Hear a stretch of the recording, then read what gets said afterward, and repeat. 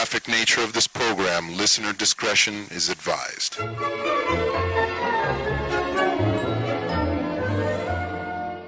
Hey, welcome back to the Mikey Tony Magnanimous Hour, where real people get magnanimous about real things. This week's real thing: hey, Native Americans, if I saw you on the street begging, I'd throw a buck in your moccasin. Next week's magnanimous thing: I'm wearing this yellow bracelet. You're welcome.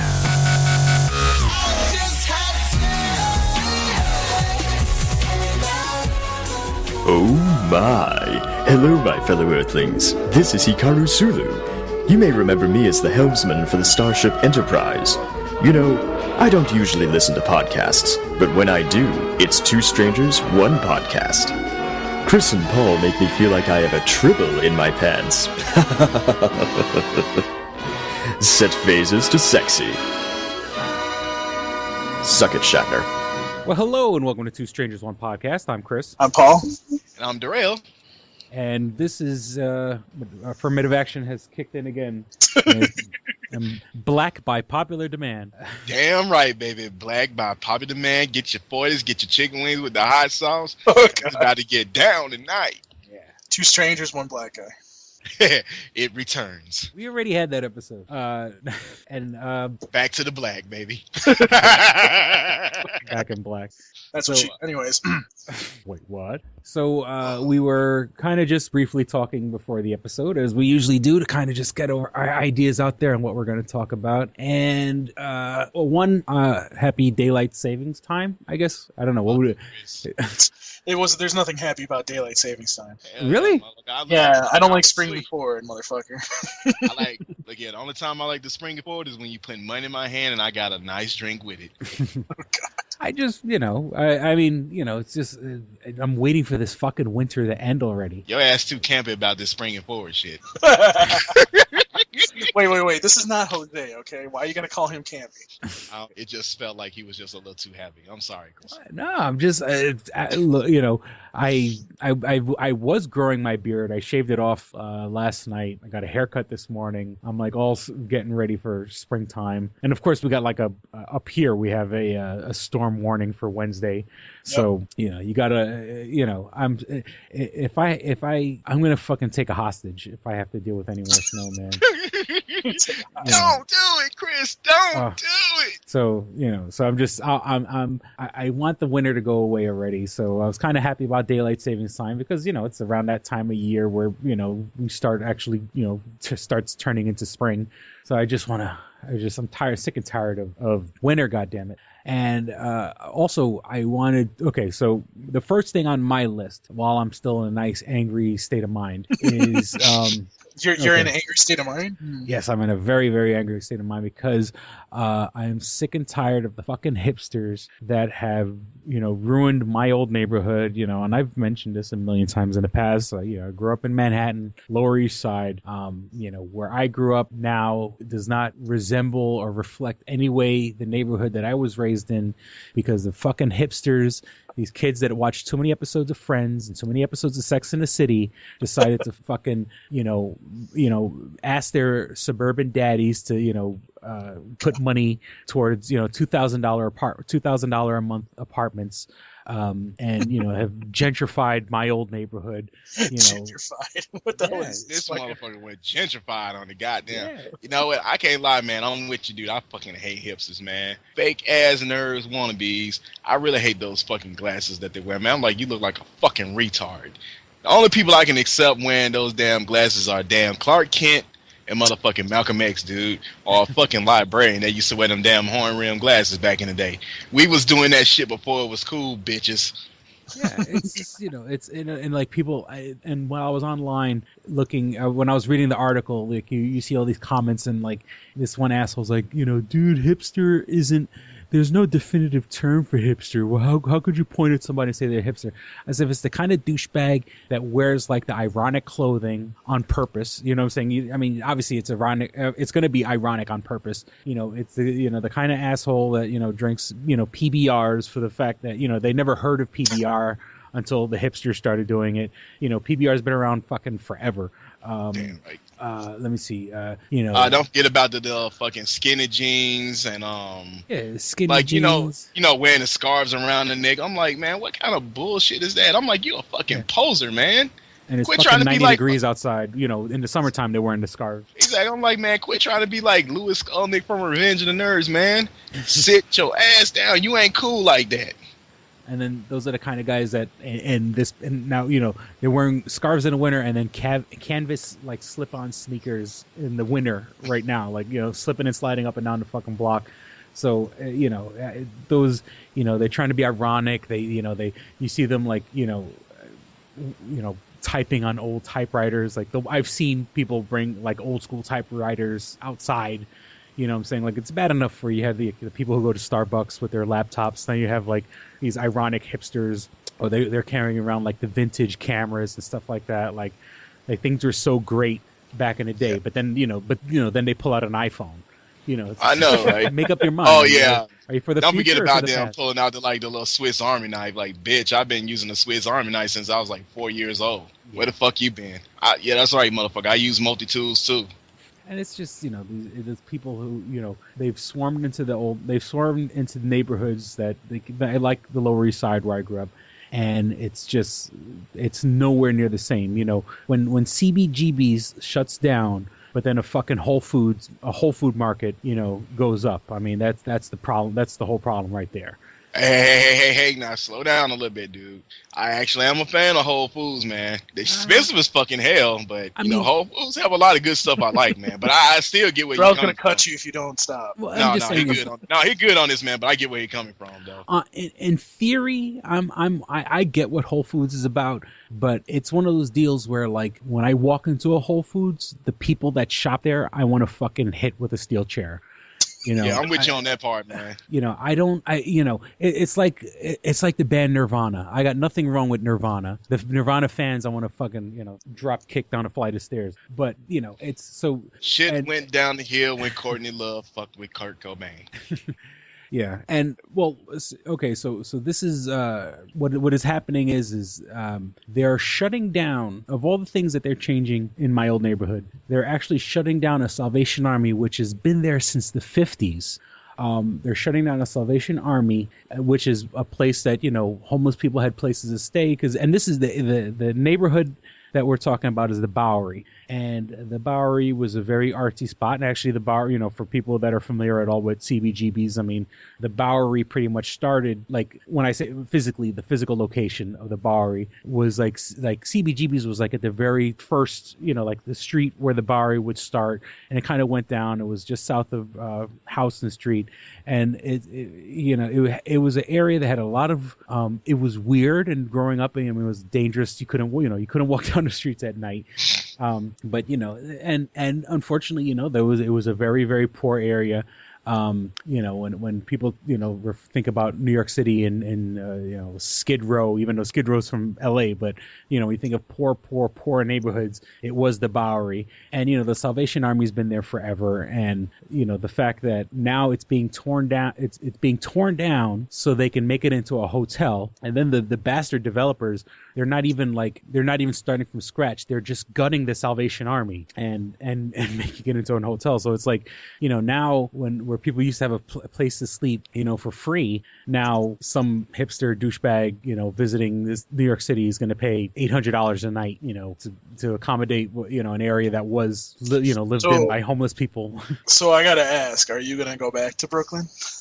Well, no. Well, Brooklyn, I mean, I lived in Brooklyn for a little while. I mean, but I mean, yeah, and the hipsters took over Williamsburg. I mean, Williamsburg was like, Williamsburg was kind of a ghetto back in the day. I mean, Williamsburg was like, it was kind of like a place where the ghetto met like kind of like there was also a big holdout of Hasidic Jews in the Williamsburg area, but I mean, it's just it's not the same anymore. And now neighborhoods, and part of the story was that Spike Lee was talking about the hipsters coming to Brooklyn. because someone had sprayed graffiti. He had spoke out against the gentrification of Brooklyn, and then some like the next day, like people spray painted his old house down in Fort Greene, which is also in Brooklyn, and and he said like neighborhoods are renaming themselves, because I forgot the name of what the area used to be, but it was just west of Williamsburg, and now they actually call it East Williamsburg. Like these people, they want to be so hardcore associated with Williamsburg that they like change the name of the neighborhood just so they oh, it's not Williamsburg, it's East Williamsburg. So it's just like I said, man, fucking posers, man. Yeah, fucking locusts. These suburban fucking locusts have moved into the city and destroyed the same culture they came to absorb. So I was like, I had to let motherfuckers like that know, man, you ain't about that life. Yeah. I mean, that's the whole thing, is that what are hipsters? What are the hipsters? What are you about? You know what I'm saying? Like, I don't get it. I mean, I don't know if it's an age thing or, I mean, I know every generation is supposed to not understand the generation after it. No. Hipsters are just fucking assholes that want to be cool, man. They go with the fucking fads, man. I started seeing all this shit. I'm like, okay, you wearing these big ass fucking glasses. I was like, that was like cool back in the 80s, man, with Run DMC wearing the gazelles and stuff, man. I'm like, now you just look like a fucking retard. Because like I have to see assholes coming in the library, man, with the kid and play high top fades. And I'm like, this shit ain't cool. I was like, hell, that was back in my day when I was a kid. Oh, come on, Dre. Like, you like the Ratchets. Come on now. Man, fuck Ratchets, man. Hell. That's the reason why I'm dealing with this shit now on my damn job, man. Hell, I got a fucking determination hearing soon. Well, on Monday anyway. Oh. All because a bitch came in and snapped on me, man. I defended myself I got loud with her ass back, man. And didn't nobody say anything to this broad while she was cussing me out. But all of a sudden, once I got loud, all of a sudden it's a problem. And the killing part is the supervisors eagerly gave this woman my information. And this was when this was before they heard, I mean, the bitch threatened me. She's like, her baby daddy didn't mind waiting for somebody after work. Okay. It's called, here's the thing, like, your employer doesn't understand what harassment is, and this is a classic, sorry to switch subject. Yes, topic's right quick. But since we're in the angry mode, there's, you got to understand, like, customers can't come in and do that kind of shit. Your employer's supposed to protect you against that, so. But they don't, and this happens all the freaking time. Yeah, it's like, bitch, don't get it twisted. The fact that I work here, I work here, and my bosses want me to be, polite to you, but if you're coming in fucking rude, now you've taken that social contract and have changed the terms. You know what I'm saying? I'm not supposed to be rude to you. If you come in and you're civil, I'm supposed to be civil and polite and everything like that. I mean, that's just the fucking laws of society. That's, not the laws, but you know what I mean. That's just convention. But if you're going to come in here and be rude, now I'm not going to play by the rules either. And the thing is, man, they know this, man. And like, my library is in the middle of the hood, man. It's in a hostile area. It may not be ran down, man, in certain spots, but man, it's in the hood regardless. And I'm like, you got people of different socioeconomic backgrounds coming here, different, levels of education. It doesn't matter. If anybody treats me with respect, I'm going to treat you with the same amount of respect. But once you start cussing me out and just continually do that, it's only so much I can take before I stop being civil. And everybody knows that I really don't, when I'm on the job, it takes a lot and you really have to provoke me big time. But when that bitch made that threat on my fucking life, that's when it changed. Right. All fucking sense and sensibility went out the fucking window. I'm a card carrying member, which means I can legally carry a weapon on me. Right. Now, I was like, Well, let's not go that far. Come on now. Nah, I'm just saying, man, it's for personal protection, man. I'm just saying, if someone's making a threat, then yeah, that person's threatened. I mean, One of my friends literally joked with me saying that, man, I'm surprised you ain't bought a bulletproof vest. So I was like, you know what? If I had the money, I would actually buy one. Well, see, the thing that pisses me off is like, it seems like this employer doesn't know exactly. The thing is, the administration doesn't understand because they're not there every day. And they don't have to deal with the patrons or the public every day. They really don't deal with the public at all. Yeah. And I'm like... it's funny that it's always, and not to, not that I don't like my job, but it's like, the people who make the people who make the rules, or the people who make certain rules, are not people who have to deal with pain in the ass customers all day. Because if you did, you wouldn't have made a rule like that, Well, I think it comes down to the fact that people don't seem to understand that you need to, yes, the customer is always right in most situations, but you also have to protect your employee as well. So, and in my case, they're not trying to protect me, man.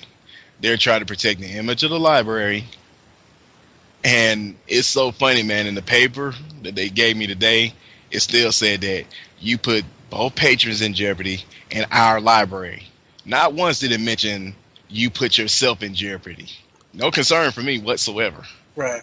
But, let's go on to the next topic, man, because it ain't like I'm upset about it, man, but, sometimes you just really got to speak your mind about this shit. All right, so let's geek it up a little bit. Woohoo! Now, Marvel's just doing freaking ridiculously wonderful things when it comes to TV shows. I mean, I don't know. Are you guys there? Oh, yeah, we're here. Oh, okay. No, Okay, I just muted my mic. That's all. Oh, okay. It got real quiet real fast. That's what she said. Yeah. It got quiet real fast. Yeah, that's because I put my dick in the mouth. Oh, took it too far there, you piece of shit. Yeah, you are, Paul. You really are. Anyways, move on. But I caught up on all the episodes of Agents of S.H.I.E.L.D. Actually, I haven't, because I've missed like two, except for the two most recent episodes. Like I've watched up to like the season cliffhanger, which I'm not going to spoil it all, but holy shit, So Agents of S.H.I.E.L.D., obviously, the Captain America, the Winter Soldier's right around the corner. And now, Marvel has kind of like unofficially announced that they're thinking of, making TV shows exclusively for Netflix. And one of the shows they're thinking about about making is a Luke Cage movie. And the actor Terry Crews from, White Chicks, Everyone Hates Chris, Idiocracy, those crazy Old Spice ads. Terry Crews, has kind of spoke up and said that he would like to play Luke Cage. And, Luke Cage is a big, bulky dude. I mean, I've always in my mind, I always thought that Luke Cage would be shorter than a Terry Crews, but I mean, there's nothing wrong with, him being tall.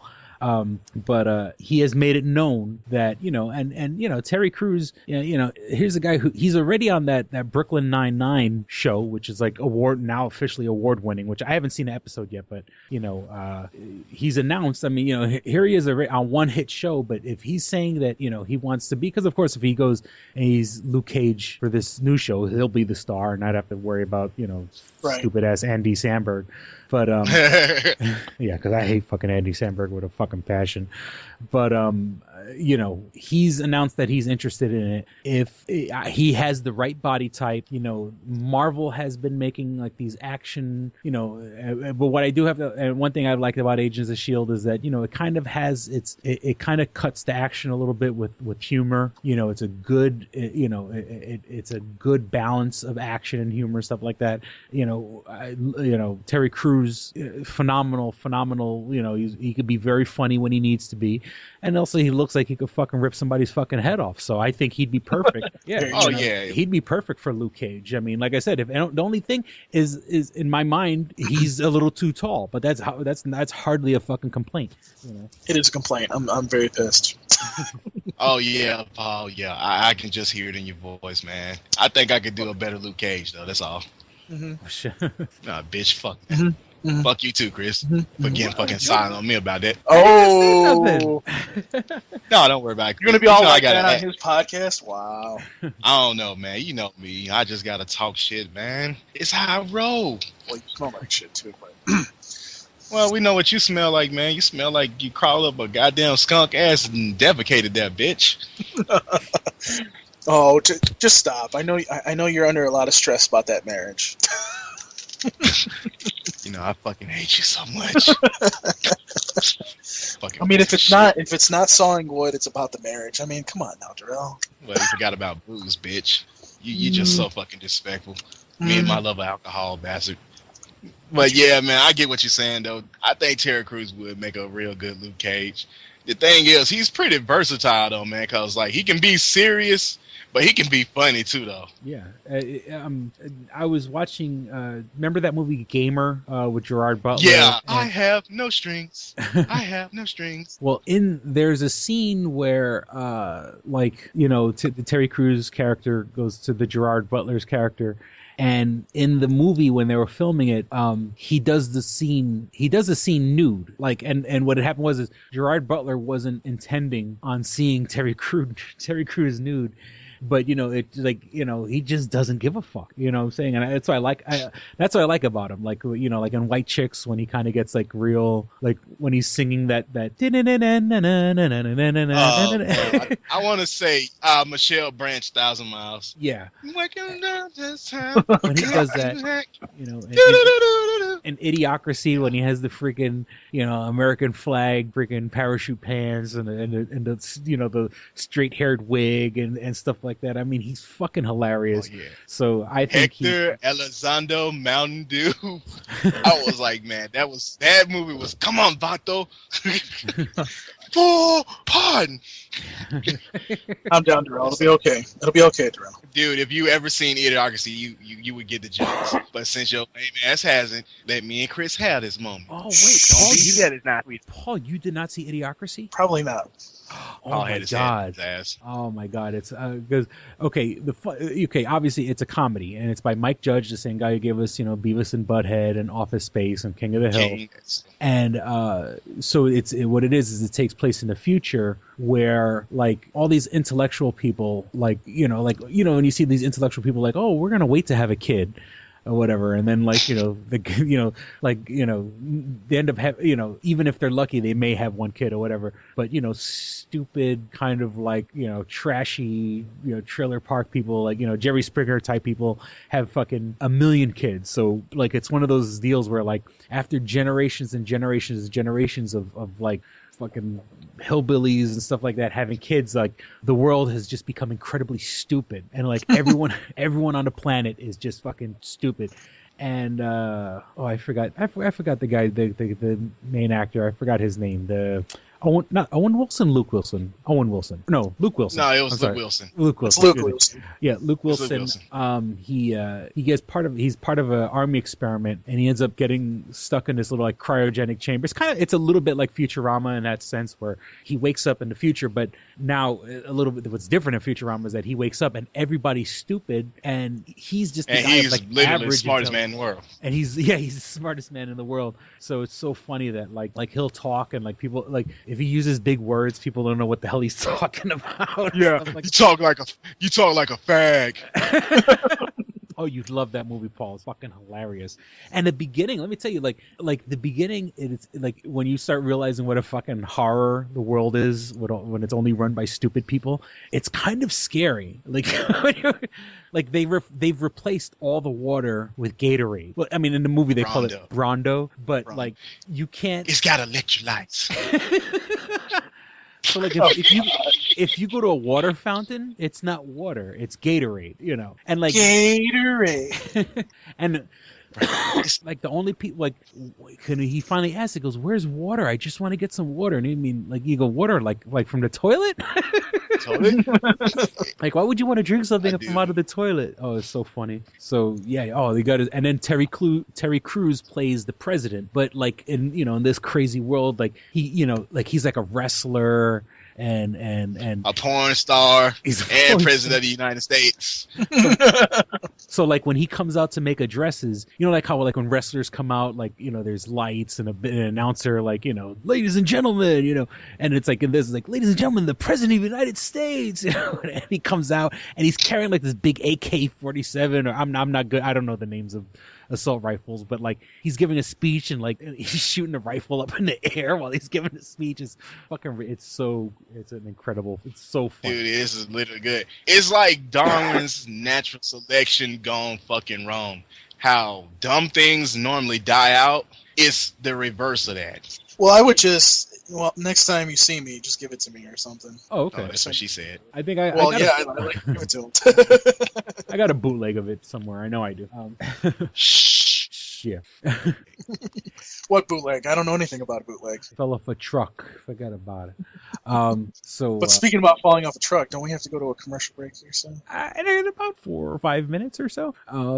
Well, I mean, let's keep it with the Marvel Universe. In about another 3 weeks or 2-3 weeks, Captain America: Winter Soldier comes out, and they're really hyping this up to be like, so far, as of right now, like the best of all the Marvel movies, Avengers included. There's a lot of hype behind this movie. I mean, it looks pretty good. I don't know. The commercial. I don't want to spoil it for people. I don't want to spoil it for people, but they kind of like add like this one little twist that I kind of like. I hope they don't go in that direction, but.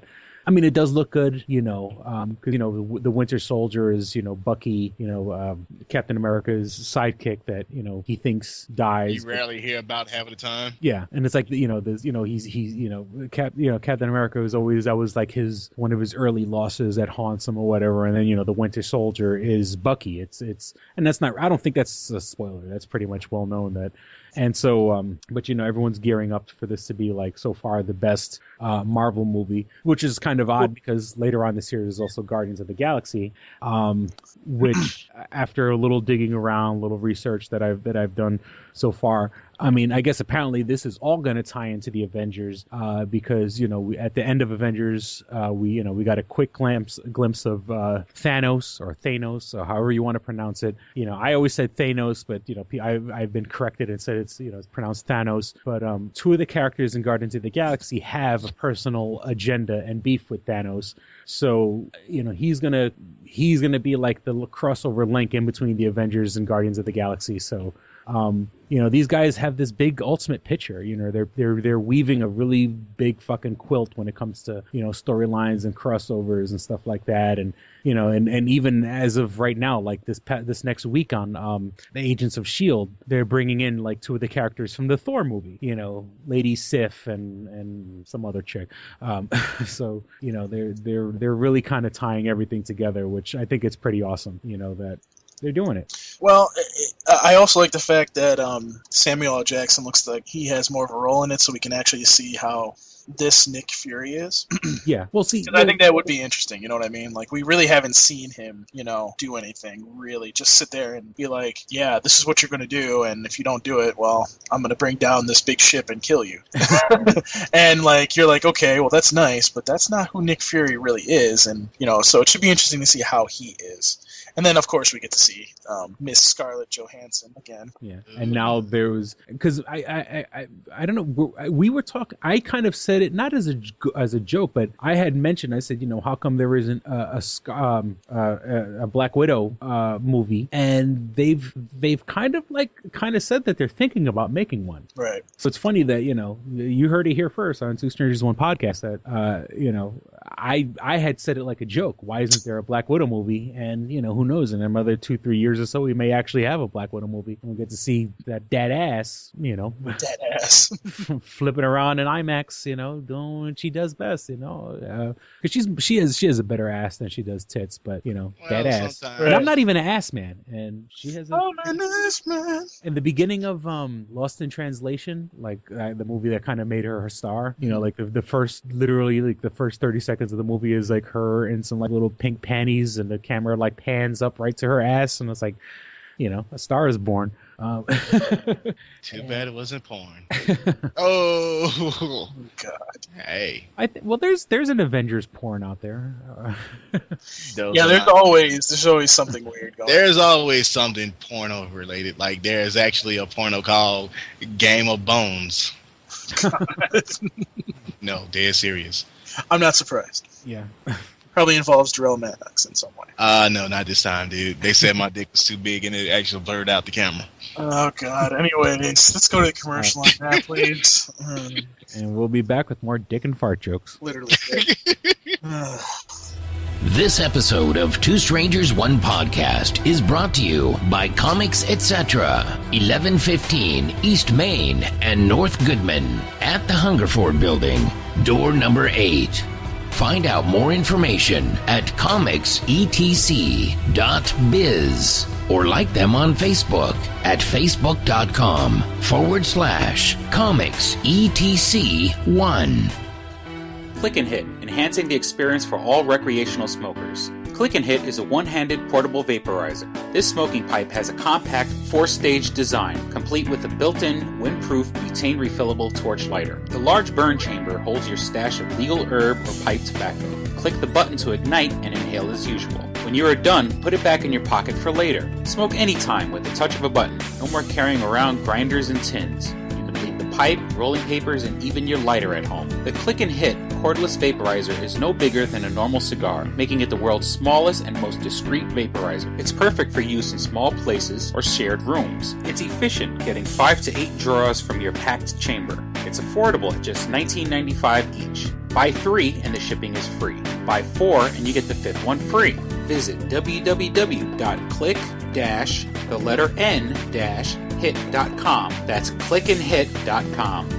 And now for listeners of Two Strangers One Podcast, you can use promo code STRANGERS and receive 10% off your purchase at clickandhit.com. That's promo code STRANGERS for 10% off your purchase. And we're back. Unfortunately. Yeah, and Paul's still here. Paul's still here. Oh my god. Now, one of the things I do not have, but I don't have Netflix, but I'm pretty sure Star Wars: The Clone Wars season 6 will fall off a truck eventually. Literally. So there was so Paul, you were kind of wanted to clear up some space so you can tell us how you feel Star Wars: The Clone Wars season 6 on Netflix. Now, I understand. I understand how these companies are. They like to, do what's best for a series, meaning make themselves the most money. Mm-hmm. But to me, and I do think this has to do with what's been going on with Cartoon Network, and that's Stuart Snyder actually left, who was the guy that was in charge of all that kind of stuff. And I think because of his lack of direction and the way that he did things, we may have lost the 6th season to even be a possibility on Cartoon Network. So, in other words, Stuart fucked us over. Yeah, exactly. And it's just. This would have been a perfect thing to put on Toonami as a premiere. I think that it would have worked very well with Toonami. And I'm going to be honest. I'm a little kind of. I guess I'm very surprised that George Lucas, who I thought really liked Toonami, to be honest with you, because he did put, if you remember, he put the Genndy Star Wars miniseries that was like 5-minute episodes up on Toonami. I was very surprised that he wasn't like, yeah, we should put the 6th season on Toonami. Now, again, I don't know how much George Lucas has involved in that, and that could be more, Disney doing that and saying, well, we're going to do this so we can make the most money. I just think that it would have been better on broadcast TV. I don't know. I mean, even though I don't want it to be on there, even if it was on Disney XD, I think it still would have been better to be on there instead of just putting it on Netflix. Again, people are going to disagree with me and say, oh, well, everybody has Netflix. Not everybody has Netflix. Yeah, I mean, definitely, I definitely agree with Disney XD. That you would think that would be the natural. And what would probably happen after it? It'll probably be a Netflix exclusive for, let's just, I'm just make up a number, for a year. And they'll probably show the reruns on Disney XD. Yeah. Somewhere down the line or whatever. Let Netflix give it the exclusivity for however long. Well, we kind of thought that maybe there was this would cancel it out on Toonami somehow, but so far it hasn't, which is interesting because I was like, I thought it might cancel it out on Toonami and it would go bye, but apparently not. So yeah, I think that arrangement was made before the Disney purchase of Lucasfilm. Well, so see, we were kind of fuzzy on the fact that, and I think even the people at Adult Swim who took over the rights from Cartoon Network, because even though they're on the same channel, they're two separate entities. Adult Swim does it better. I think, because we had asked the question a couple times on the Tumblr, and I think I've asked Jason, and Jason was like, I have no idea. He's like, I if I could tell you, I would. I probably wouldn't be able to tell you if I knew, but I can tell you right now, I don't know. And, finally we find out that it's on Netflix, and it's just like, you would think that in that contract, they would have had that full run, connect in. So I guess I'm a little confused at why that isn't part of the deal. You know what I mean? Mhm. Like there must have been something in there that said, "Oh no, you can't have the 6th season." Well, yes, I mean it was canceled, but as far as I knew, the contract probably covers the whole run, so it should cover that too. You know? So Power of the mighty I don't know. dollar. No, power of the mighty Disney. You know, so I don't know. I guess I'm confused right now. Like, I understand that's probably best for the series, and it probably will do well on Netflix. But you know, in this age of where we're switching to services like Netflix, I don't like it. I think it should stay on broadcast TV. I think these things should be on broadcast TV because you have know, a big audience that way. yeah, you have a bigger audience. I mean, you look at what Toonami can bring in, like 1 million viewers. You put that up front somewhere, and you're getting like 1 million to 2 million viewers on that every single week. I think that would be good. I mean, you got some. Think about this. These episodes are in the 6th season, and we haven't even talked about these director cut episodes of season 1 through 5 that are on there too. You see, like, you have Liam Neeson in one episode. You have, and I read this on ComingSoon.net. Mark Hamill's in one episode. He's not Luke Skywalker, but he's in an episode. Yeah, I mean he has a full on career as a voice actor, so why not? Right. You know, the quintessential Jedi. You know, Right, and it would make more sense to me to put it on something that is an action cartoon block than to go, okay, let me put it on Netflix. Now, again, I mean, my thing is, I mean, just you know, I think this is more of Netflix's like I think Netflix, you know, obviously, you know, they've been making some real power moves recently. You know, like we just mentioned with the Marvel series, you know, House of Cards, Orange is the New Black. You know, Netflix has been really kind of like, you know, throwing their weight around to kind of. So I wouldn't be surprised if Netflix was the one that was kind of like pushing to get it. You know what I'm saying? Like, I don't think like they didn't want anything to. You know, I don't think like Cartoon Network didn't want it. I think Netflix, you know, showed up with a open checkbook and said, "Come on, let's make this happen." Well, no, it wasn't. It's not the matter of Cartoon Network didn't want it. It was the matter of did the contract say that it covered the whole run? You know, and you know, to me, I would if I were somebody in Cartoon Network, I would be like, let me use some of my high-placed lawyers, go through the contract, and look and see what it says. Because to me, if the possibility to get the 6th season is on there, my ass would be on board looking at that contract right now and being like, you're screwing us out of money. I'm suing you now. You know what I mean? I mean, it could be going on right now as we speak, but to me, if you say that I have the full run of Clone Wars, even though it got canceled in the middle of season 6 when they were doing these episodes. Yeah. You understand what I mean? So that should be covered under this. I'm not trying to make a big deal about this, but this is the point that I'm trying to make. Maybe they gave up. Maybe they, you know, by canceling it, maybe that kind of like ended that first contract. But see, it was Disney that canceled it. It wasn't Cartoon Network. Oh, okay. Ooh, that's that's a sticky wicket. Yeah, I mean, maybe everything is okay and fine and whatnot, but you know, it to me, and I'm sure some of the people that listen from Toonami that come over from the other podcasts are going, "It's a good point, Paul." You know, it is a good point. What is going on? You know, is you guys could technically probably go after and get this if you wanted to. You know, really, they don't need to spend the money to do it because they can probably get, you know, other shows, but. You know, to me, it's just the principle. You know what I mean? Like, Adult Swim wasn't the one that fucked them over. It was Cartoon Network that fucked them over. You know, they are the ones that moved it from Friday night to Saturday morning. You know that. I mean, a lot of people were pissed about that. I was pissed about that. Oh yeah, I do know about that. You know, so again, it just makes more sense to me that they should have been that. You know. And again, okay, fine, Adult Swim is connected to Cartoon Network in a way. You know, they should just, to me, as principal, I would look at the contract, see if there's something there, and if there is something there, and it's valid, they should go and sue them for it. Because they just lost out on a good product here. So. Now, I guess that's my piece. without this being a full-on Toonami Faithful episode. Now, have you guys discussed about Stu Snyder? leaving Cartoon Network? We actually did talk about that on the podcast we just okay. recorded.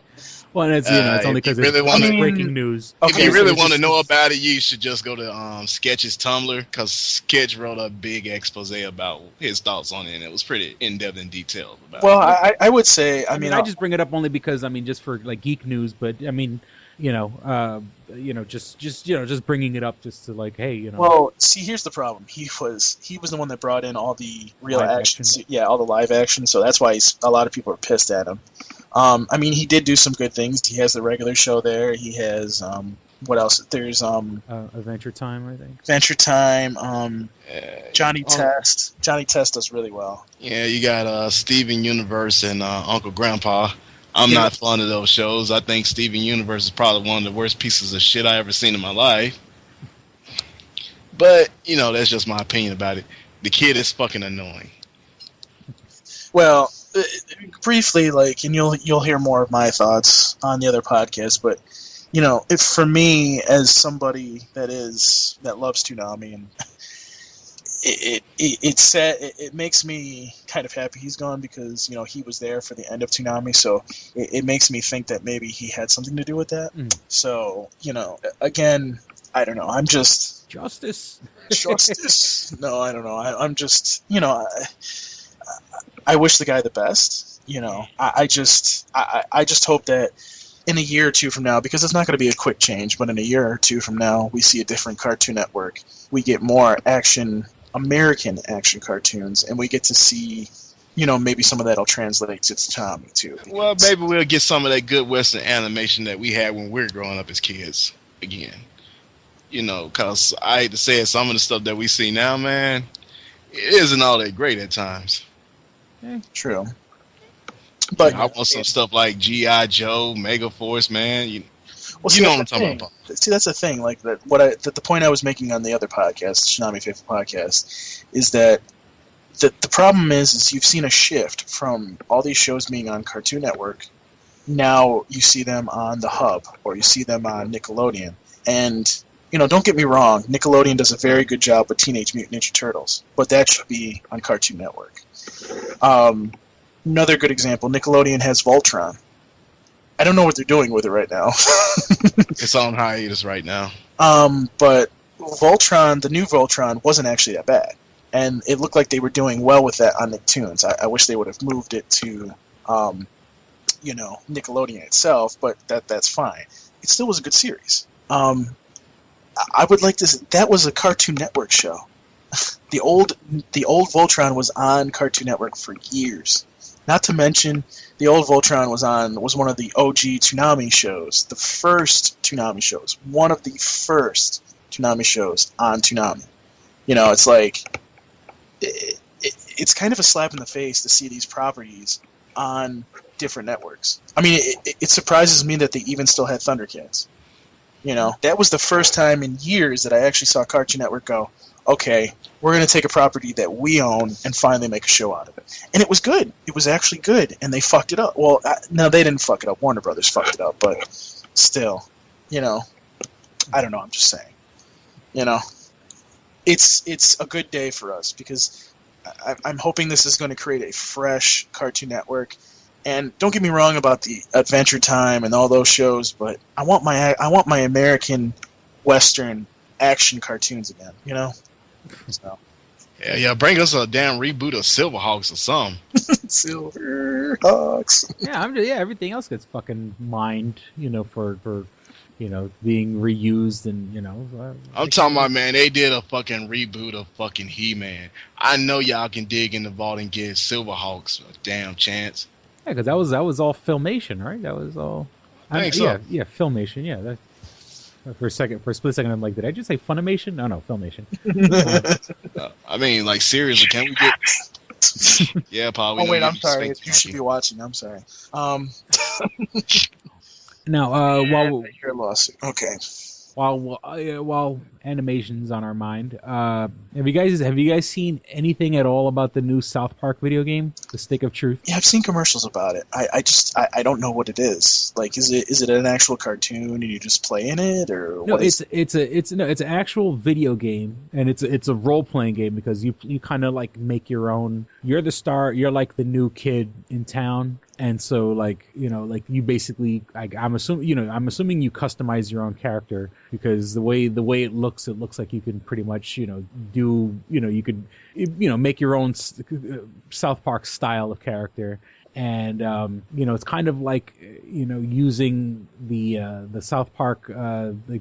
I know they did like a couple episodes where they kind of like they goof on like World of Warcraft and Dungeons and Dragons and everything like that. So it's kind of like those characters rehashed, but in the world of like the video game where they're it's kind of a the episodes that were kind of like the what I meant to say the Lord of the Rings episodes more where those characters yes, my precious, yeah.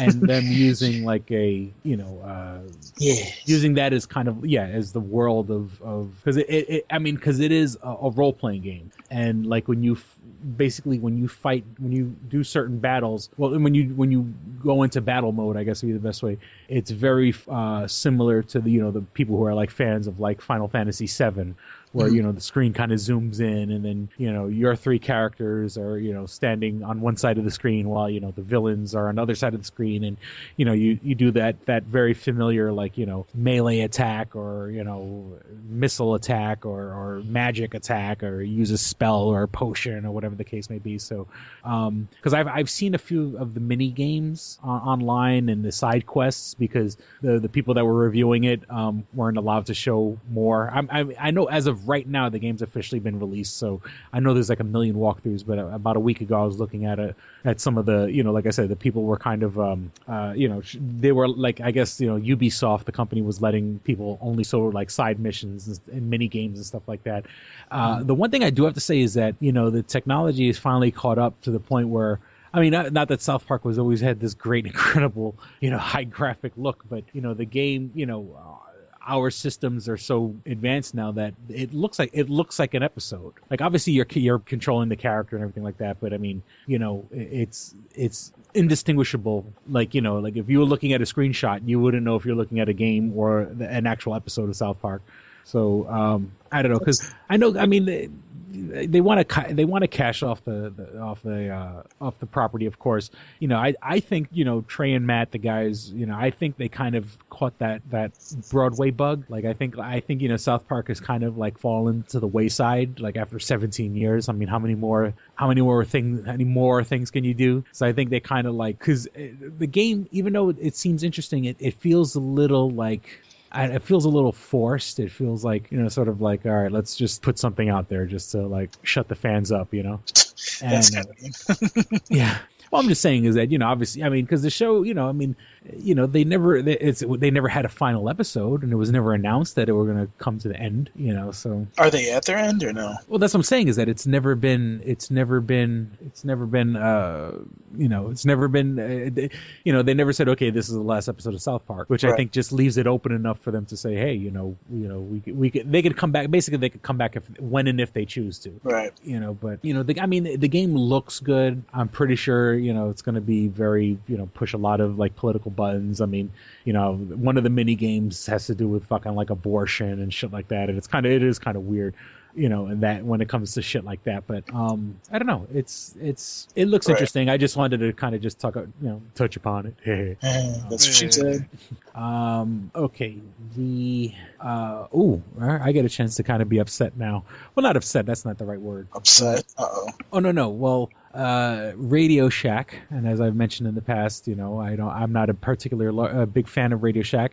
even though I used to work for them. And it's because I work for them that I'm no longer a fan of theirs.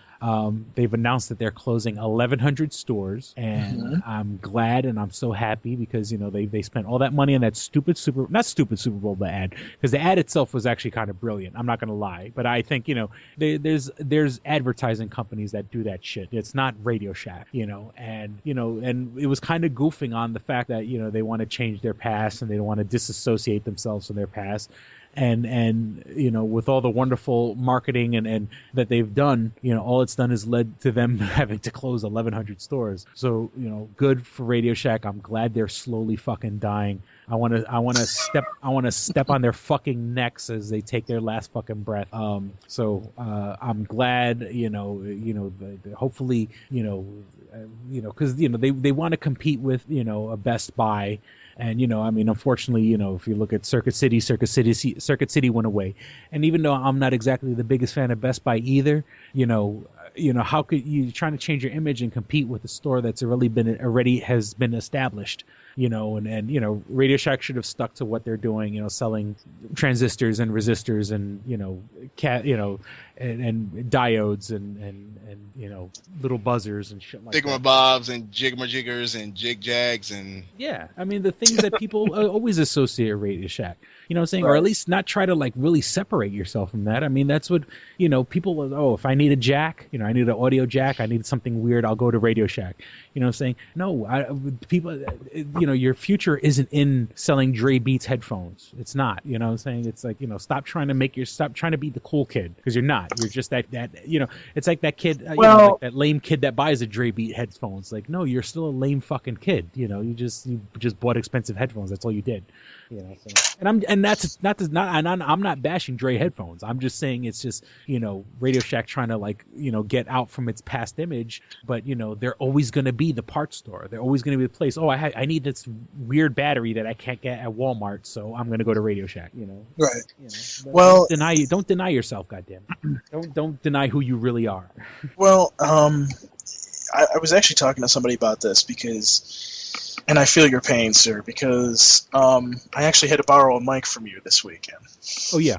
For a certain little interview with Alexis Tipton, which if you had seen her, you'd probably be fapping over her instead of yeah, man. the other one that you fapped. You didn't give me any fucking notice. I could have tried to see if I could arrange to have the weekend off and go to TorahCon.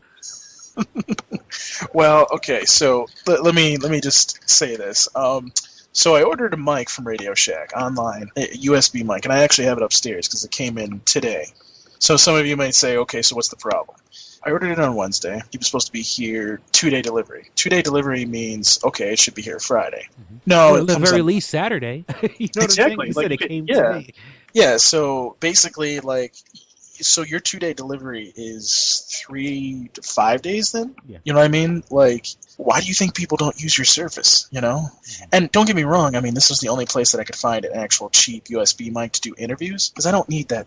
I don't need one of those blue mics, you know what I mean? Yeah. So, it was good to have that, and, I'm just kind of, what I was saying to somebody when I was at TorahCon was, if Radio Shack would be like Best Buy or Walmart, where, okay, let's say that somebody's looking for something. Well, they go up online and they find it. It's only on their online. They say, hey, we don't have it in store, but we have it online. We can have it here for you in 3 days. We'll do it right now. Would you want to do that? If they did something like that, it would be great. But they don't do that kind of stuff. They're not a Walmart or a Best Buy or something. So in that regard, that's where they fail, So I don't know. Not trying to be Best Buy, And exactly. Like I said, and like I said, I have no love for Best Buy. It's just the fact that they do what they do. That's like if McDonald's woke up one day and said, we're going to make fried chicken, and then they did that, sir. They got the mighty wing. They did try to actually make pizza one time, if you guys remember. Yeah, I remember that shit. It tasted like shit. I always used to see those off the highway. I always when you take the highway from when you're leaving Rochester going towards New York City, you would see the McDonald's pizza, and it's like it's like they're testing it on the middle parts of the country.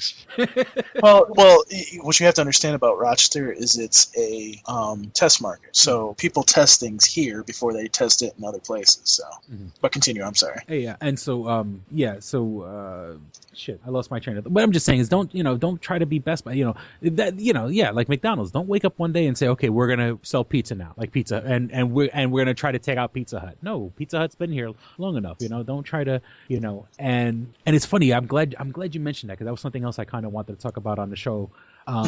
The casino, we mentioned this a couple episodes back. Yes. In your neck of the woods, and not part of Rochester, but just outside Rochester. They were talking about putting up a casino, the Seneca Nation, the Indians, and there was a huge opposition movement called No More Casinos, who basically have just have proven to be the No More Casinos is basically run by the other casinos. That's why it's called No More Casinos as opposed to No Casinos, is because it's the people who own Finger Lakes and Turning Stone that are kind of fighting this new casino, because they know, why would people drive 45 minutes to go to a casino when they could come to one right in town? Well, the Senecas finally just said fuck you and bought a piece of land right off the main strip. I mean, I know you were kind of upset because you didn't want the casino to be close to your house, which it isn't. It really isn't. It's not. That's what I'm saying. Is that they weren't going to buy a place in a real residential area. Well, they bought it right off the main strip, right down there in Henrietta. For people who are familiar with Rochester, they didn't. Everyone was getting all worried that they were going to build a casino on like they were going to knock people's houses down. No, they bought a big empty space which was used doing nothing, and it's a stone's throw away from Walmart and Best Buy and although it's a main strip. I mean, every main franchise is represented down there. That's a commercial area. In the main strip of Henrietta. So, everyone was getting all fucking shit and bricks about them putting a casino there. It's right on the main strip. I don't think it's, these people that, claiming it's going to be the fucking end of the world. And, no, the same people that are going to go, that were going to go and spend their money at fucking Buffalo Wild Wings are going to go and then go to the casino. I don't think it's going to bring crime to the area. It's probably bringing a few jobs. Yeah, that's what I'm saying. It's going to bring jobs. It is. They just the people who own the casinos outside of town. Know that people. Why would I drive 45 minutes and go to fucking Victor? Right. Because if casinos were so bad for the area, why is it when I drive to the Finger Lakes Casino, why would I drive all the 45 minutes when I go out there? It's fucking gorgeous. You know what I'm saying? These people that talk about casinos bring crime. The Finger Lakes Casino's in the middle of the biggest suburb I've ever seen. There are sports dealerships. There's a specific sports car. But I mean, there's a car dealership where all the cars out in the lot are beautiful sports cars. So right. what crime is being brought up to Victor? When like talking about, like, if you want to say Finger Lakes, it doesn't bring crime. You know what I'm saying? And then they're upset. I know you mentioned this, that it's going to kill the racino. Because these casinos, the casinos are basically making all the money, and it's not going to be a horse track. The Seneca Nation said it's not going to be a horse track casino, and it's good. Who the fuck goes to horse track racing? You know what I'm saying? I don't know. I don't. Well, let me update you guys on what's been going on. So, they bought the property, obviously, like you said. Also, what happened is the town is actually the supervisor out here. And I was going to bring that up. That man's got balls. I love this guy. Go on.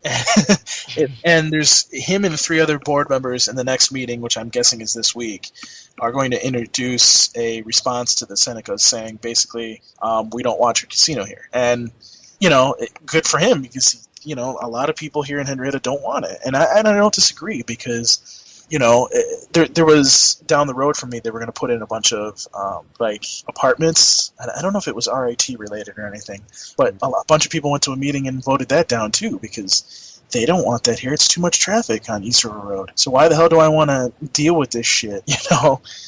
It's just. It's a big clusterfuck. But yeah, I mean, they're automatically putting it out. And see, what's going to happen now is, let's say the Senecas go over their head and go to the federal government, go to the state, and both the federal and the state approve this. Well, now the town doesn't look bad. It's the federal and state government that looks bad. Yeah. Well, no, I mean, that's the one thing I have to say. Now, the funny thing is, obviously my position is, I say, hey, open up a casino. my position, my daughter is 37% Seneca. I'll be more than happy for them to open up a casino. I welcome the casino with open arms. Of course, I don't live in Henrietta, but let me tell you, they could, if they wanted to build a casino in my bathroom, they could go right ahead. I got no problem with that. We're gonna say, your town supervisor, who's obviously against the casino, gave the most passionate fucking speech on the news this past week. This gentleman, it almost like, and he goes, and he's screaming like a fucking madman. I've reviewed the facts, and don't think that I'm working along with no more casinos, because those people, they just own the other casinos in the area. He had a fucking meltdown on TV. And the funny thing is, your town supervisor, the one that was he was on the news. Oh, okay. He was giving a press conference, and let me tell you, even though him and I are on opposite sides of this argument, I give that man so much fucking respect and love, because he fucking had a fucking mental breakdown on TV. And, and at least, he had the balls to come out and say, look, the No More Casinos people are just basically the people who own all the casinos in the other in their surrounding areas. And he goes, I reviewed the facts, and I'm against this because of the facts.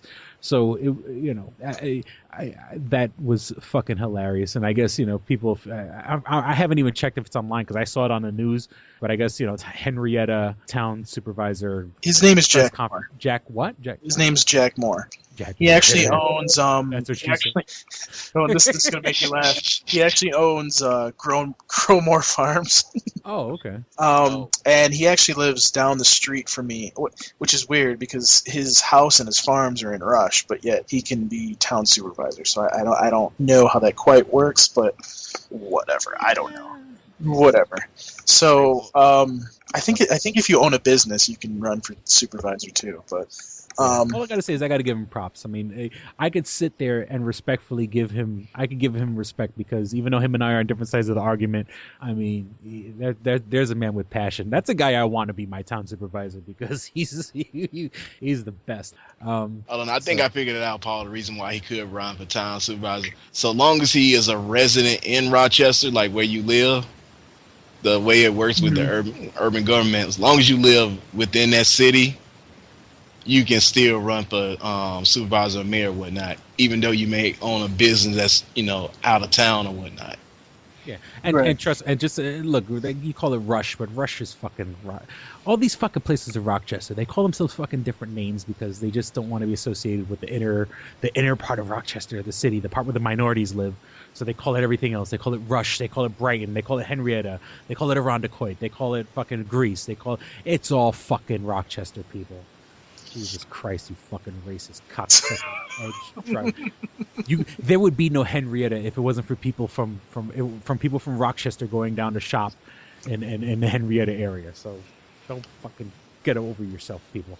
I don't feel bad, man. There's a reason for that. It'd be another fucking podunk suburb. Dude, let me just put it this way. Rochester,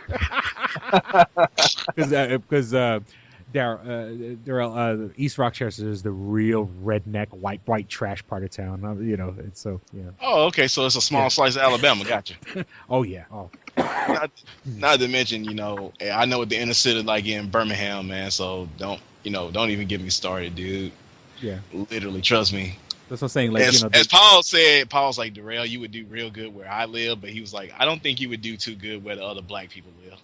Yeah, I mean, black people anyway. I'm really afraid for our country if what I see in some of these inner cities is what our future looks like. Because I'm just sitting there going, this is the reason why. You know what? Let's not get into this. Yeah. No. Watch Idiocracy, man, because that's the future. Yeah, really. It's like to be honest with you, being a minority, African American male, and what I see in the inner city, man, it's like it's basically like perpetual friggin' habit, bad habits being taught, man, to the younger generation. I mean, they're disrespectful. I mean, they don't respect authority at all, man. It's just not the black community. It's a lot of other communities as well, man. Caucasian, Asian, whatever you want to say, Latino. We see it everywhere. It's not just one particular group, but, I hate to say it, man, my community as a whole, man, they tend to do a lot of stupid stuff that gets aired on TV, man. or it makes the newspaper. I mean, just like last week, man, at a local high school, man, Carver. I was gonna say, like, what amazes me is how many kids are like doing drugs these days. Like, you would think, like, I mean, my generation, I mean, yeah, there were drugs there, but not like everybody. No, not like now, man. I'm like talking now, about, like, you're probably about 75% of the school is doing fucking drugs, and it's just like, how did it happen to be like this? Oh, well, weed's not a drug. Weed is a fucking drug. It's a gateway drug, man. That's what gets you stuck on everything else. And I'm not talking about black kids either. I'm talking about fucking white kids in the goddamn suburbs. But now it's a problem when it's white kids. It's okay if the black kids do it. That's what Paul's really saying. No, I get where Paul's coming from on it, man. Yeah, I know. Yeah. And you know what it is? It's younger and younger kids. Exactly. I see kids that come into my store and they're talking about smoking weed, and I'm like, dude, you got to be like 11 or 12. Dude, they arrested. Who gave you fucking? Even if you bought it, like who sold you fucking weed? I saw online here. It had to have been just last week. An 8 and 9-year-old were found with smoking weed in a school. Dude, like, how as a parent are you fucking allowing your kids to be doing that shit? The minute my kid puts a goddamn drug to his mouth or a fucking cigarette to his mouth, I will pound his ass in the ground and ground his ass for a year. Dude, I'm handing you the motherfucking building extension cord for that shit. Dude, like, and that's before I go, by the way, here's your mom now. If his mom got a hold of him before I did, I would just sit there and start laughing at him and be like, oh, Dad, are you going to do something to me now? No, your mom fucking hurt you enough. It's okay. We going to send your ass down the south with your Uncle Darrell. Oh, God, no, that's okay. Hey, he'll come back like a fucking soldier then, dude. No, he'll come back walking funny. Nah, he ain't coming back walking funny. He going to come back like, yes, sir, no, ma'am.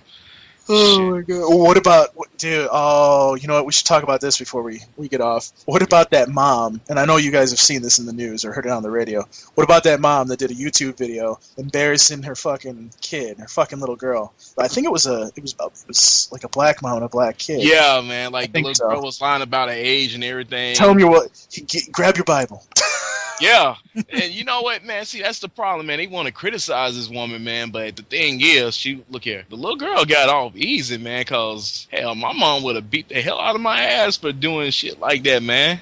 Dude, like, the fact that she told her to pick up the Bible, man, that's something you don't hear parents tell their kids these days. You want to know why parents don't do what they used to do back in the day? It's because everything's fucking child abuse. Yeah. Everything. You spank your kids, child abuse. Which to me doesn't seem like child abuse unless you're making your kids bleed from it. And in that case, you need to be put in jail.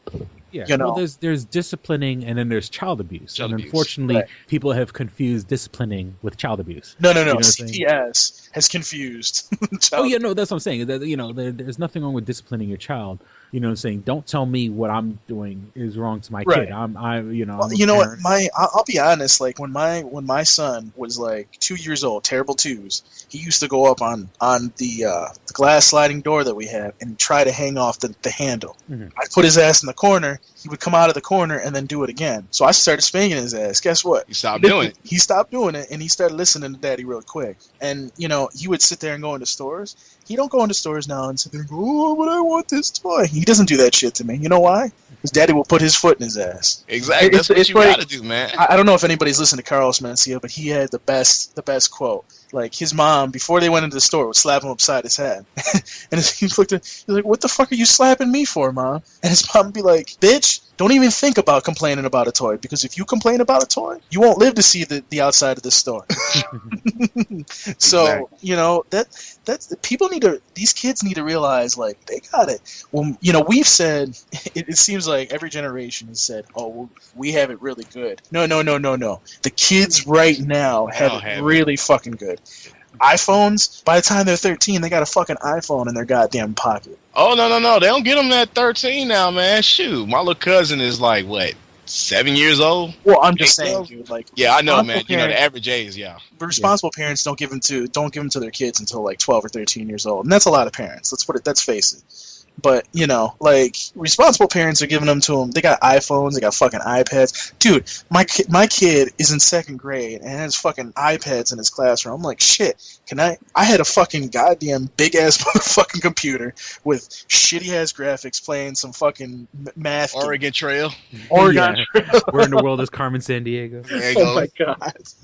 Dude, like, these kids have it so good now. Like, yeah, kids in the next generation and the next generation after that are going to have it good, but they're not going to have it as good as right now. This is like a golden age for some of these kids. I'm seriously. No. Like, I mean, I look at some of the stuff they have. I was like, damn, where the fuck was this shit when I was growing up? exactly, man. Like, I think we've created a society where these kids can get They're whatever they spoiled. want. They're spoiled and they can get whatever they want. And if they're sitting there off there smoking weed, oh, how can we give you more weed so you can smoke more? It's like, shut the fuck up. Be a responsible parent. Do your fucking job. Because you know what? If you don't, as a responsible parent myself, I'll grab your kid and throw him in jail just because you're a fucking dumbass. You know, that's the shit that annoys the fuck out of me. Don't be a fucking lame-ass parent. Do your fucking job, be a good parent, and stop your shit. You know? Exactly. And that's the reason why I got in trouble, because, hey, this lady was not being a good parent. You leave your child fucking unattended. I'm keeping it from, I'm just saying, sweetheart, don't pull on the rope because you're going to hurt yourself. All of a sudden, I'm just... Dude, when they try to do that at my job, which I'm not going to mention, you know what I do? That's where I turn to them and I go, look, I'm going to give you 2 choices. Either you can leave, or I can call security and they'll make you leave. What choice do you want? And they give me attitude and usually leave. Sorry. Yeah, but it's just so bad, man, because, like, the parents, they, like, perpetuate this behavior, man, because these kids literally have a sense of entitlement, man, that they haven't even earned, man. Dude, why do you... And we really need to get going here in a minute, Yeah. but, you know, here's the point, man. Here in Rochester, we used to have teen clubs. We used to have... There used to be a carnival in Greece. There used to be, like, Seabreeze, which is the big amusement park out here. And it's Sea Park. No, it's a water park amusement park. Up in Seabreeze, which is Irondequoit, basically. That used to open on Memorial Day. The reason they don't open on Memorial Day is because of all these fucking badass kids. All they do is terrorize fucking every single attraction. Fuck, did you see that story about, Chris, about the fight that happened at the bowling alley like 2 nights ago? Where somebody threw a bowling... A couple people got stabbed and a fucking bowling ball got thrown at somebody and they got injured severely. Yeah. I missed that. Holy shit. And I don't think... I'm pretty sure that it was people from the city. That's the shit. Like, it just amazes me, like, what our society's turning into. And that's why I said on this podcast, and I'll say it again, we need to start controlling our population. Like, we need to start being like, okay, you can have up to 3 kids. By the way, you're fully responsible for these 3 kids. And if you have more than 3 kids, you have to pay taxes on each one of those kids after that. Because it's bullshit, man. Because these parents that fucking have like 5 to 10 kids are the problem. They fucking they don't watch their fucking kids. They don't take responsibility for it. And by the way, by law, if they do something wrong, 90% of the time they're just going to get smacked on the wrist and that's it. Exactly. The parents and the kids. So, we need to start controlling our fucking society. And we need to do it now. We need to be like, I hate to say it, we need to be like China. We need to just be like, look, you can have 3 kids, that's it. If you want to have 1 or 2, fine. If you want to have 3, great. If you have more than that, We taxing your by the way, if your kid shoots up a school, you're going to jail. Right along with them. Because see, here's the thing. Here's the fucking thing, Chris. And I'm gonna make this my final point of the night. We got motherfuckers in this country that don't want to give up their rights to their guns, right? Mm-hmm. This is a hard fucking situation we have here. We have to do something about the guns, and we can't because these dumbass motherfucking gun-wielding people that are not as responsible like Darrell, but just want their fucking guns. Thank you. You know, they make it out to be like, oh, Lordy, if we leave our guns, we ain't gonna be. And it's white people from the South. Oh, Lordy, if my guns get taken away, my rights are being violated. Did you not see the kid that just went into a school, killed 20 people, and then killed himself? I mean, we had it's bad enough that we're having 1 to 2 of these happen a year, and that's on the low side. People in other fucking countries are laughing at us. We're sitting there going, fuck the United States, I ain't going there. Fucking Mexicans are like, nah, fuck that. I don't need to send my kid to a fucking school where it's going to get shot up, you know? Yeah. And it's like Russian roulette. You don't know where it's going to happen. It could fucking happen here in Rochester. Yeah, it could happen, you know, like, I mean, it's look at what in your kid's school. Like, if you raise your kid right, and then some other fucking psycho fucking comes in and hurts your kid. And look at what happened up in Webster a year or two ago, almost 2 years ago. It's Christmas Eve or Christmas Day. They roll up on a fucking fire scene, and this guy opens fire on the fireman. Mm-hmm. Oh yeah, I heard about that. That was like real. I mean, they trying to save lives, and you open up fire, man. You taking lives. What kind of shit is that, man? Like, we need to start taking responsibility for ourselves. And what I mean by that is, and I'm talking in regards to our kids, and I'm gonna make this my final point. Finally. Is that we need to fucking start, as a country, start having a conversation about this. Look, if you have a gun in your house and your kid is in that house, if your kid goes up and shoots up a bunch of kids in a school, you will go to jail and spend the time that he has if your kid dies. Period. I'm going to guarantee you right now, you will not have any guns in these schools anymore. And by the way, if these gun fucking people don't want to have, ours to take their guns away and everything, then why don't you step up? And I'm talking to NRA. I hope the NRA fucking listens to this because they can go fuck themselves. Why don't you step up because you say we should have guards in our schools to protect these kids? Why don't you step up and give every fucking school in America money to protect these schools? Mm-hmm. Because the states aren't going to do it. The federal government's not going to do it. If you're so big and almighty and you want guns, you don't want the rights taken away, go to each and every school, present them with a check, and make sure there's a goddamn guard in each school. Somebody with a gun that is there to protect these kids. Because I guarantee you right now, if my kid ever gets shot up in one of these schools, I will be at your door and I will be putting a lawsuit on you because you were not responsible enough to protect my kid from what just happened. And by the way, the parent that kid that shot up the school, mm-hmm. you better hope you have a fucking lot of money because I am going to sue your ass until you're fucking drowning in blood. Mm-hmm. Sorry, I'm just fired up about that. It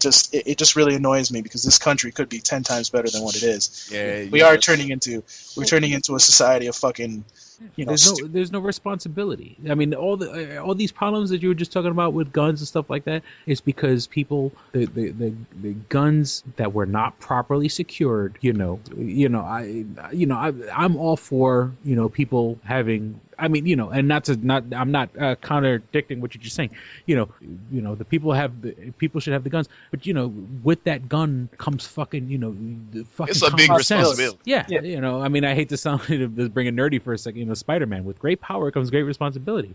A gun is a weapon is a great power, and you have to fucking secure that weapon. It can't, you have to use a little fucking common sense, and also be a little mindful that, be a little mindful. I mean, just saying this to the parents, be a little mindful that your kid is a little fucking cuckoo for Cocoa Puffs. You know what I'm saying? And maybe, if you have weapons around the house, maybe you shouldn't be, should be as easily accessible because your kid may go do something stupid. This is what I'm saying. This is exactly what I'm saying, Chris, because here's the thing. If you're not going to let us change the law so that we restrict guns, then we need to be able to go in and say, look, fine, if you want to keep your guns, you want to have your guns, fine, we'll let you do that. But if you have a son or daughter, and before the age of 18 goes in and shoots up a school or takes your weapon and does something for it, you will be as responsible as if you pulled the trigger, and you will go to jail for it. That would be an interesting. It's as simple as that. You say whoever owns the gun has to do the same time for the crime as the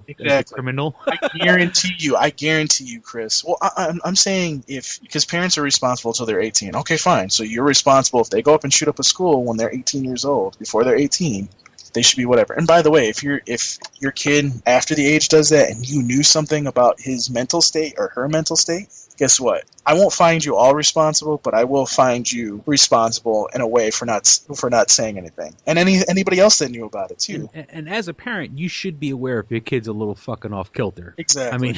I mean, you got to face reality. And if your kid's a little fucking nutty, then you should know. You should be responsible enough to know that maybe I shouldn't have my semi-automatic automatic rifle accessible to this kid because he's gonna fucking hurt somebody. Oh, by the way, and don't think that a safe is going to protect your gun from your kid. Okay, your kid is smart. He will figure out your combination. By the way, if it's electronic, he'll get his iPhone, get some kind of app, crack that goddamn safe, and then you're fucked. Okay, Exactly. so my advice, and Don't tell your kid. I'm going to tell you something. If I ever become like a fucking politician one day, like I'm going to tell you right now, I am going to just be like, here's the law. This is the law I want to state. If your kid does something, you're fucked. Seriously, like, it hasn't happened in New York State, and I can guarantee you, if it ever happened in New York State, ooh. Do you understand? Do you understand this law would come down so quickly? It's not even funny. If you get a job in politics, I better get a fucking job, dude. That's all I'm saying. Shut the fuck up, Terrell. I want some more casinos. Fuck that. Paul know I get shit done though. Hey, we don't talk about that on the podcast, okay? Yeah. But basically, man, let me finish up, my little 2 That's cents. what you said. Whatever, whore. Basically, I am a card carrying member. I do own a weapon, but I'm responsible with my stuff. I know the inner workings of these weapons, and I know what they can do to a human body, what they do to human flesh. Mm-hmm. The reason why some jackoffs even shoot people, man, is because they'll look at it from a psychological point of view, man. It's about control and power, but with some assholes, man, it's the same thing as ejaculating. That's the kind of power you feel when you shoot off a round, and especially when you shoot in a human flesh, man. It's not pretty. Right. And, it's just like a control thing. They want to be powerful and everything. But my biggest thing is, I was like, look here, I had a right to bear arms, but the thing is, I had a right to bear arms, but be smart about it. I'm not looking to shoot anybody. I'm just here to protect my family and my personal property. Mm-hmm. At the end of the day, it just gives me a peace of mind knowing that if something was to really go down, I at least have a fighting chance to protect my family. All right, guys, I think it's time to get out of here because we've been talking too long. Yeah, we have. And me and Darrell got to go to work in the morning. I got to go to work, just not in the morning. I just got to. Well, I mean, my daughter comes in the morning. It's like a visitor. Yeah. Well, she's coming to my house. Okay. Let me see. And I just wanted to say real quick, there's a new Flash show. I just want to go to this real quick because it's on my list. They announced a new Flash show, a spin-off of Arrow, which is based on, it's going to be The Flash. But I just love it because these are all CW shows. And it's funny, it's odd to think that there's 14-year-old girls excited that there's going to be a Flash show. So I just thought that was, it's cool that, that they're putting these shows on and the CW is not exactly a super nerd-friendly network, but, when you have Arrow and Flash, I mean, it's kind of, we're raising a good generation of kids that are going to be familiar with their nerdy roots. Right. They're canceled. And not hipsters. Yeah, exactly. Yeah. The show Raising Hope was canceled from the same guy who's created My Name Is Earl. Raising Hope. I love the show. I thought it was hilarious, and I'm kind of bummed that it got canceled. And also the Cosmos, that show that was on Fox with Neil deGrasse Tyson. It was on this past Sunday. It was fucking awesome. I'm pretty sure Fox is gonna re-air it sometime, or maybe they're going to repeat or something. No, it's like 13 episodes because like 24 years ago, Carl Sagan actually did the first one, and I think it was 14 episodes. So yeah. Oh, okay. And it was very, buddy. It was very. Look, it was updated. Yay, dude! Look here. This is physics, man. This is like science. This is stuff that I love. And this Cosmos right here, man. It made Carl Sagan's look like Paul's old ass computer that he had. Oh well, no. I mean, it's an updated. It's updated version. It's paying homage to the original Carl Sagan. Really and I just love that because it said executive producer Seth MacFarlane, which fucking I almost pissed my pants when I saw that. And I just love that, like, Fox, who's like this, the Fox network is this, this ultra conservative.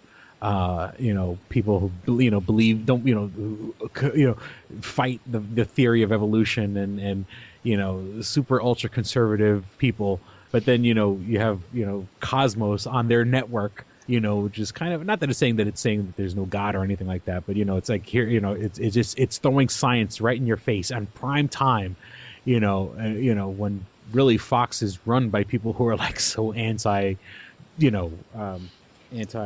science, anti fucking common sense. So I just thought it was funny, but it is fucking awesome. If you get a chance, I don't know if I think they're going to re-air it on other Fox networks or some, but if you get They got it on Fox networks and also Nat Geo as well. Yeah, National Geographic Channel. Yeah. So if you, and Paul said you missed it. If you missed it on Sundays, I mean, see if it falls off a truck somewhere on the internet, because it was fucking awesome, and I'm looking forward to the rest of the series. Hey, if you got Bright House, you can DVR it, or you can just watch it on demand if they're showing it. Awesome. So please visit 2s1p.com. You can find all links related to the show. You can find first the web player that plays right off on the site. If you happen to be in front of your computer and you want to listen to us while you're fapping or doing whatever it is you're doing when you're in front of your computer, you're checking your Twitter feed or your Facebook or whatever, you can listen to us in the background. If you are on the move, you're on the go, you're doing something and you're driving in your car and you're traveling to work, you can listen to us on your iPhone.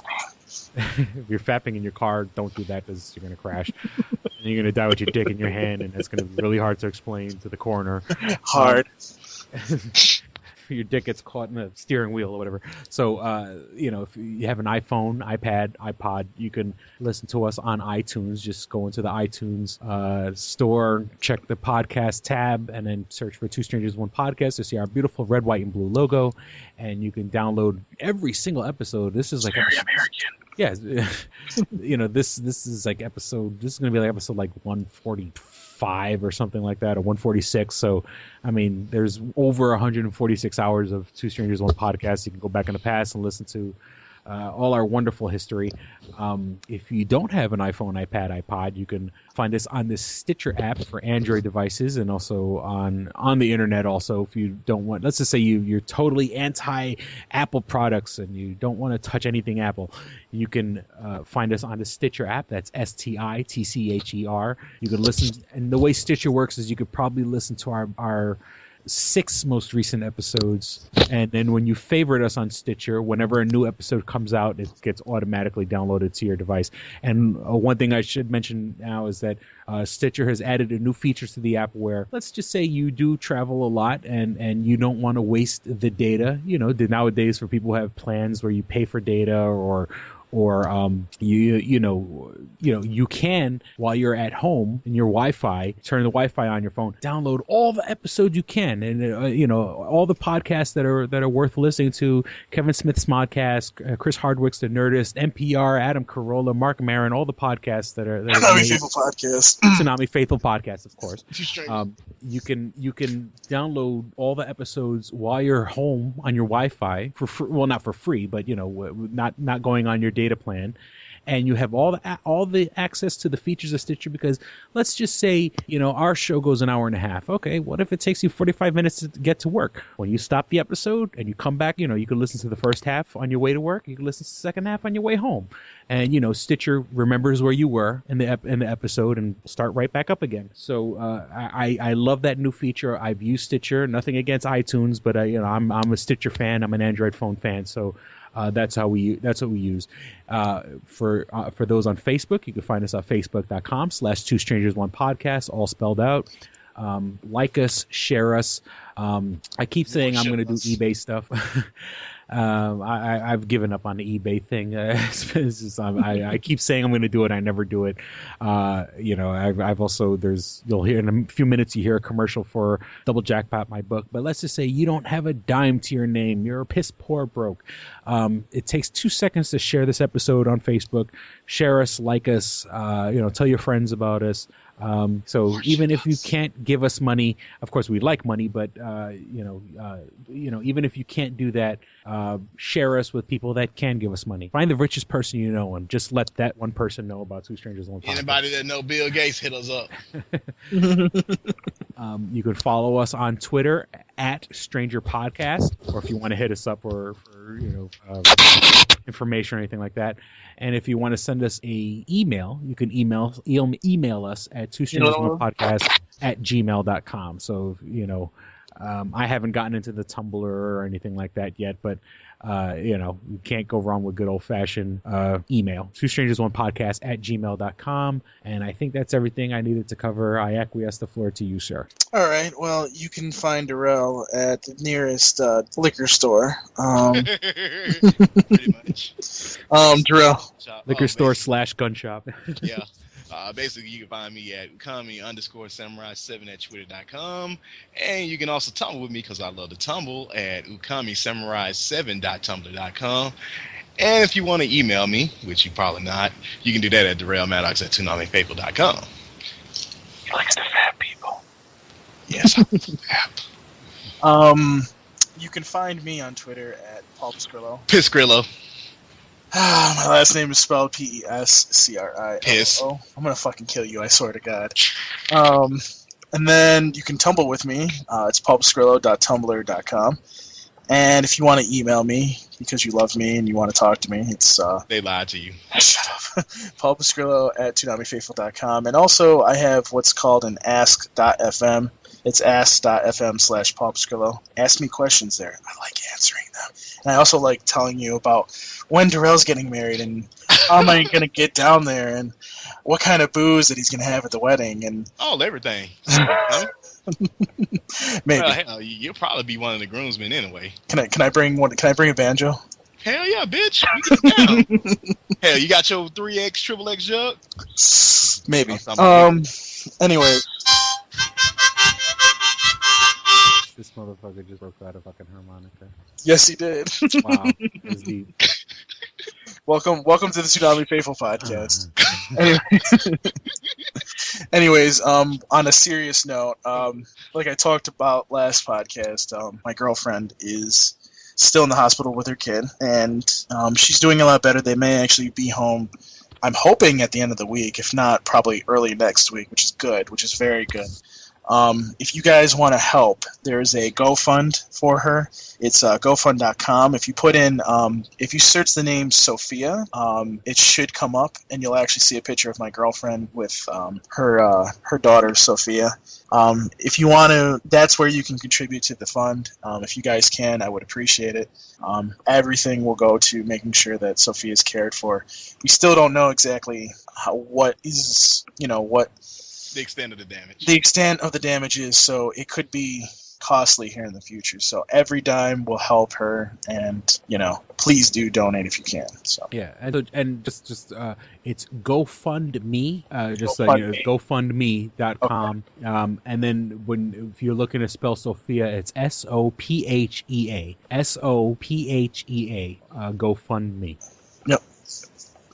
So I guess that's it for today. Okay, well, we certainly hope you guys enjoyed listening, had as much fun as we did recording.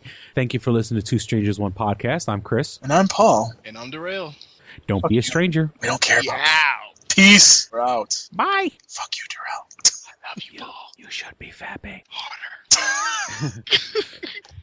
All right, here we go, man. Go ahead. You want to read Double Jackpot. What is it? It is a self-published book by Christopher Cologne. Chris Cologne? Smells good to me. But look at her. That broke that fucking cold little exterior. He's like, hee. But it is spelled C-O-L-O-N. Him punny. But Double Jackpot is a book about a comic book artist, Eric, who is in a loveless relationship with a materialistic I feel you, Eric. Lynette. Oh, fucking. Are you sure I didn't write this?